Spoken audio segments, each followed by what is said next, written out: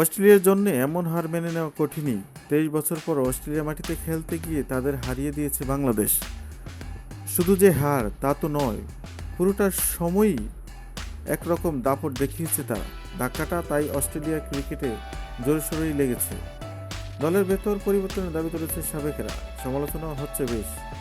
প্রথম টেস্টের দলে থাকা জ্যাক ওয়েদারল্যান্ডকে বাদ দিয়ে নেওয়া হয়েছে ম্যাট রেনশকে।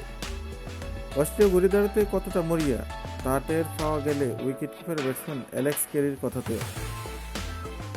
আজ ম্যাকাইয়ে অনুষ্ঠানের পর সাংবাদিকদের তিনি বলেন, আমি শুধু এটুকুই বলতে পারি, এই দলটা যখন কোনো চ্যালেঞ্জের মুখে পড়েছে তখনই তারা দুর্দান্তভাবে ঘুরে দাঁড়িয়েছে। আমি আগামী শনিবারের ম্যাচের জন্য অধীর আগ্রহে অপেক্ষা করছি। ডারউইনে 2 ইনিংসে মিলিয়ে 500 রানও করতে পারেনি অস্ট্রেলিয়া। বাংলাদেশের সঙ্গে জয় পেয়েছে 9 উইকেটে।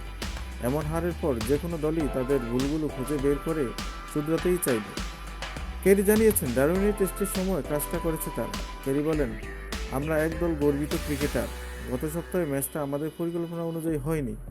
আমরা বিষয়টি নিয়ে চিন্তা করেছি, নিজেদের মধ্যে কথা বলেছি। ম্যাচ শেষ হওয়া পর্যন্ত অপেক্ষা না করে খেলার মধ্যেই আমরা এসব আলোচনা করেছি। সেই আলোচনায় বোধহয় ব্যাটিংটা বড় দুশ্চিন্তার জায়গা ছিল অস্ট্রেলিয়ার জন্য। ডারউইনে প্রথম ইনিংসে 43 বলে 19 এবং দ্বিতীয় ইনিংসে 72 বলে 30 করেন ক্যারি।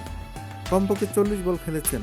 এমন টেস্টে ইনিংসগুলোর মধ্যে এই দুটি ছিল তার অন্যতম মন্থর গতি।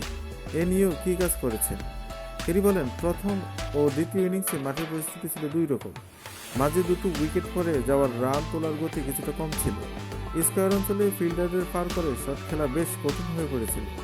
তবে প্রতিপক্ষ খুব সুশৃঙ্খলভাবে খেলেছে, আর এটা থেকে আমরা অনেক কিছু শিখব।